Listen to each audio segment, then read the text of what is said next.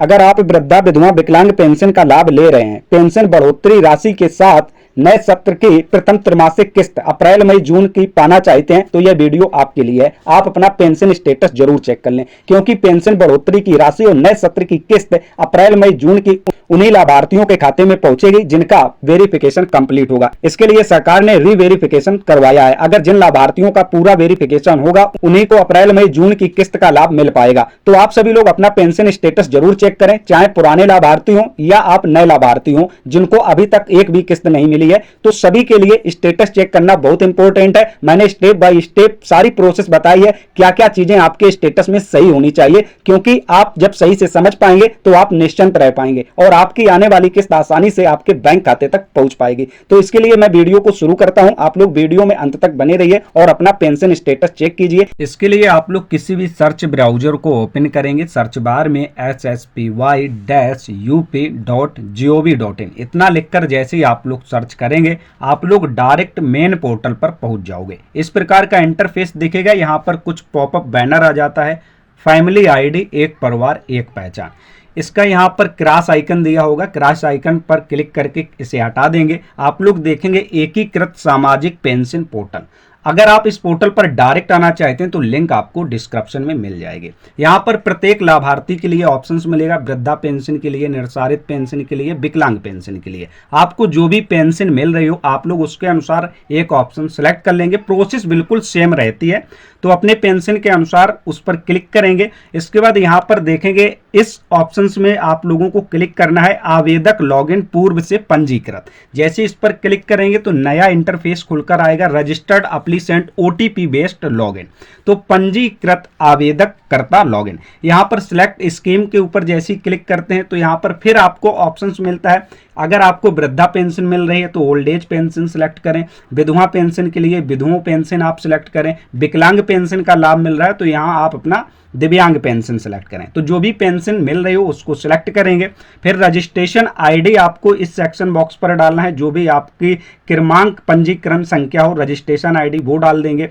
फिर यहाँ पर आपको रजिस्टर्ड मोबाइल नंबर डालना है और नीचे सेंड ओटीपी पर आपको क्लिक करना है। इतना करते ही आप लोग देखेंगे आपके रजिस्टर्ड मोबाइल नंबर पर ओटीपी सेंड किया जाएगा 6 डिजिट का। यह मोबाइल नंबर है, 4 डिजिट यहाँ से देखेंगे। जो ओटीपी सेंड किया गया है उस ओटीपी को यहाँ पर भरेंगे। स्क्रीन पर जो भी कैप्चा कोड दिख रहे हो इन कैप्चा कोड को इस सेक्शन बॉक्स पर फिलिप करना है। ये इंटर कैप्चा सेक्शन बॉक्स है। इसके बाद आप लोग लॉगिन करेंगे। लॉगिन करने के बाद आप लोगों के सामने पूरा इंटरफेस इस प्रकार का खुलकर आ जाएगा। आवेदक कर्ता डैशबोर्ड, आवेदक कर्ता की सूचना, pension scheme, registration ID, applicant name, registered mobile number, उसके 4 डिजिट लास्ट के देख सकते हैं। सबसे इंपॉर्टेंट चीज है राइट साइड आवेदन की स्थिति।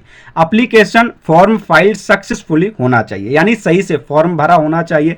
एप्लीकेशन फाइनली लॉक्ड होना चाहिए और आधार वेरीफाइड सक्सेसफुली फॉरवर्ड होना चाहिए। इन तीनों स्टेप में यस लगे होना चाहिए। यह ध्यान रखें। आवेदक की स्थिति जानने हेतु बाएं तरफ के मेनू में उपलब्ध प्रिंट एप्लीकेशन का प्रयोग करें। बाएं साइड आएंगे, मेनू के नीचे प्रिंट एप्लीकेशन पर क्लिक करेंगे। वृद्धा पेंशन समाज कल्याण विभाग उत्तर प्रदेश, आवेदन की स्थिति, वर्तमान स्थिति, यह ऑप्शन सबसे इंपॉर्टेंट है। यहां पर सभी का PFMS accepted and reverified by, ये बड़े अधिकारी हैं, डिस्ट्रिक्ट सोशल वेलफेयर ऑफिसर्स के द्वारा यहां पर ऑन होना चाहिए। और रीवेरिफिकेशन बाय DWO, ये डिस्ट्रिक्ट वेलफेयर ऑफिसर्स होते हैं, तो इनके द्वारा स्टेटस जो है आपका रीवेरीफाइड ऑन होना चाहिए और PFMS स्टेटस एक्सेप्टेड होना चाहिए। फिर आपके डिस्ट्रिक्ट एक्शंस जो स्टेटस होता है यहाँ पर अप्रूवल प्रोसेस यहाँ पर शो होनी चाहिए और वीडियो SDM के द्वारा भी अप्रूव्ड होना चाहिए, तभी आपको पेंशन का लाभ मिलेगा। और आपका EKYC कंप्लीट होना चाहिए। आधार लिंक बैंक खाता अकाउंट है, क्योंकि DBT के जरिए पैसा जाएगा। दूसरा आधार सत्यापन का विवरण यहाँ पर देख सकते हैं, वेरीफाइड इस प्रकार से लिखा होगा। नीचे आएंगे, आय प्रमाण पत्र जो आपने दिया है तो वेरीफाइड लिखा होगा। आपका आय प्रमाण पत्र का जो वेरिफिकेशन है। फैमिली आईडी यहाँ पर आपकी दिख जाएगी और जो भी रजिस्ट्रेशन संख्या है, रजिस्ट्रेशन आईडी संख्या दी होगी। तो आपकी सारी डिटेल्स यहाँ पर दी होती है, आपको बारीकी से वेरीफाइड करनी है, कोई भी डिटेल्स आपकी मिसमैच नहीं होनी चाहिए। अगर आपकी डिटेल्स मिसमैच पाई जाती है तो ऐसे पेंशन लाभार्थियों को लाभ नहीं मिलेगा। यहाँ पर थोड़ा ध्यान दें, पेंशन नियमों में कुछ बदलाव किया गया है। जिन्होंने साल भर पहले या 6 महीने पहले फॉर्म भरा था और अभी तक एक भी किस्त उनके बैंक अकाउंट में ट्रांसफर नहीं हुई है, तो मेन कारण तो यह है, आधार उम्र के तौर पर आपको 60 वर्ष नहीं माना जा रहा है, क्योंकि पेंशन प्रक्रिया आवेदन करने के बाद साल 6 महीने लग जाते हैं वेरीफाइड होने में। तो ऐसे आवेदनकर्ता जरूर ध्यान दें। तो उम्र प्रमाण पत्र के लिए जो नया नियम स्टार्ट किया है सरकार ने, तो उम्र सर्टिफिकेट में आप सभी को शैक्षिक प्रमाण पत्र देना होगा या फिर परिवार रजिस्टर की नकल देनी होगी। तो ऐसे लाभार्थी अपना पेंशन विभाग के ऑफिस में जाकर उम्र प्रमाण पत्र का सत्यापन करवा लें और यह दस्तावेज अपडेट करवा लें, तभी आपको किस्त मिल पाएगी, यह ध्यान रखें। सरकार ने प्रत्येक पेंशन लाभार्थी का रीवेरिफिकेशन शुरू किया है, चाहे वृद्धा पेंशन लाभार्थी हो, चाहे विकलांग पेंशन लाभार्थी हो, चाहे विधवा महिला पेंशन लाभार्थी हो, क्योंकि पेंशन बढ़ोतरी राशि के साथ साथ नए सत्र की किस्त इन सभी पेंशन लाभार्थियों के खाते में जल्द ट्रांसफर की जाएगी, जिनका रीवेरिफिकेशन यानी सत्यापन पूरा सही पाया जाता है। तो आप लोगों को क्या करना है, अपनी ई-केवाईसी और यहां पर आके अपना पूरा स्टेटस चेक करना है। जैसे ई-केवाईसी PFMS एक्सेप्टेड होना चाहिए, आधार लिंक बैंक अकाउंट आपका होना चाहिए, आपका आय प्रमाण पत्र वेरीफाइड होना चाहिए। तो इस प्रकार से जो आधार का सत्यापन विवरण है वो भी वेरीफाइड होना चाहिए। ये सारी वेरिफिकेशन की प्रक्रियाएं हैं। अगर कोई भी डिटेल्स यहाँ पर मिसमैच होती है तो ऐसे लाभार्थियों को छांटा जाएगा, और जिन लाभार्थियों को एक भी किस्त नहीं मिली है तो पेंशन विभाग के ऑफिस में जाकर तत्काल अपने ये दस्तावेज अपडेट करवा लें, जो सरकार ने नया बदलाव किया है, तो उनकी किस्त आना शुरू हो जाएगी।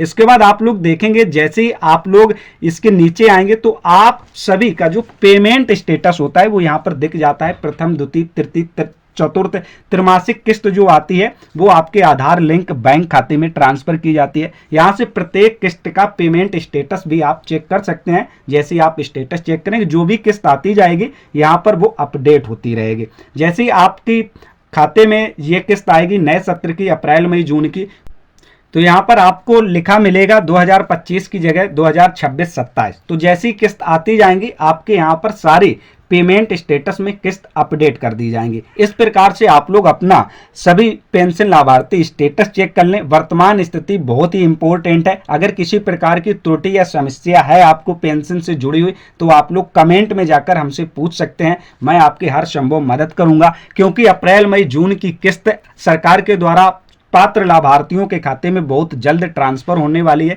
जैसी कोई अपडेट आएगा मैं इसकी जानकारी आप सभी को तुरंत पहुंचाऊंगा। तो सभी पेंशन लाभार्थियों को किस्त आने से पहले मैं अपडेट देता हूं कि कोई भी पेंशन लाभार्थी ऐसा ना छूटे जिसके अकाउंट में पेंशन की जो धनराशि है वो ना पहुंचे। तो आप लोगों को किसी भी प्रकार का डाउट, कंफ्यूजन है तो कमेंट में जरूर बताइए। इस जानकारी को ज्यादा से ज्यादा शेयर कीजिए ताकि अपने हर पेंशन लाभार्थियों तक यह जानकारी पहुंच सके, वो भी इस चीज को समझ सकें। आप लोग योजना नेट चैनल पर नए हैं तो चैनल को सब्सक्राइब करें, बेल आइकन प्रेस करें। योजना नेट चैनल से सरकारी योजनाओं के अपडेट, ऑनलाइन डॉक्यूमेंट सर्विस की जानकारी घर बैठे आसानी से पहुंचती रहेगी। मिलते हैं ऐसी किसी नेक्स्ट महत्वपूर्ण अपडेट के साथ, तब तक के लिए नमस्कार।